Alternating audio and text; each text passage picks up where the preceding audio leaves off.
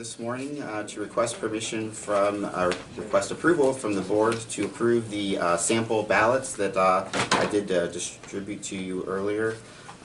Those ballots represent the ballots that we'll have in the primary on May 15th. I gave you examples of the Republican and 3 examples of the Democratic ballots, and I'm asking for your approval of those ballots. Move to approve the ballots as presented. I'll second the motion. Are there any questions or concerns about the ballot that's been prepared? Hearing none, all those in favor of approving the primary ballot indicate by saying aye. Aye. Aye. Opposed? So ordered. The ballot's approved. Just one item with the ballots.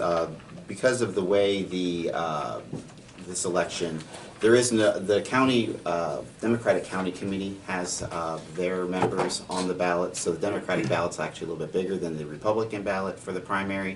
What we'll do is I'm going to try to work with IT to try to get, somehow find a way to get all samples of the Democratic ballot on the county website, because there's 55 different styles because of the 55 different precincts. The Republican, there's actually only 4 because of the 3 actually, because of the breakout, because of the 1st, 2nd, and 104 state legislative districts. The only other thing I have that I wanted to present was just a reminder to everybody regarding absentee ballots and their deadlines. The last day to apply for a civilian absentee ballot is May 8th.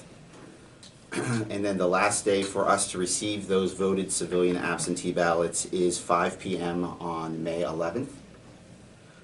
If there is a military member or overseas person, that deadline would be 5 p.m. on May 22nd. So they're allowed to have a week after the election. And the primary is scheduled for Tuesday, May 15th. Okay. Anything else?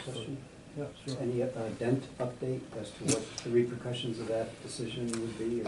Basically, what we're understanding is that once the governor receives the official notice that he's going to be vacating that office, then he would have 10 days to do a writ, and at that point he could schedule a special election. He could not schedule it less than 60 days after he receives that, he does that writ, and so basically, time frame would be 70 days after that official notification, and then it would, my understanding is there's no period in time where he has to have it scheduled by. So it's possible he could wait and just schedule it with the November election if he wanted to wait that long. It's really in his court.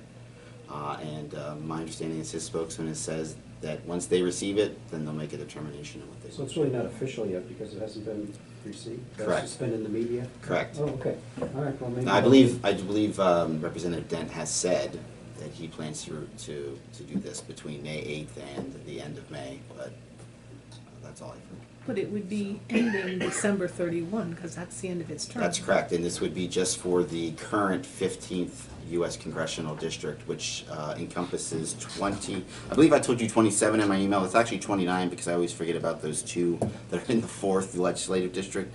So it's 29 precincts that would, of our 55 that would be affected if they do have a special election just for that. Of course, it affects all the other counties where he Correct. also serves, Which so would be a considerable expense for a number of counties. So correct, and it looks like that encompasses multiple counties because of the way that 15th district kind of sprawled across. into Dolphin and Yeah. So Lehigh. I will keep you Northampton. informed if I hear any more, Thank you. and we'll go from there. Okay.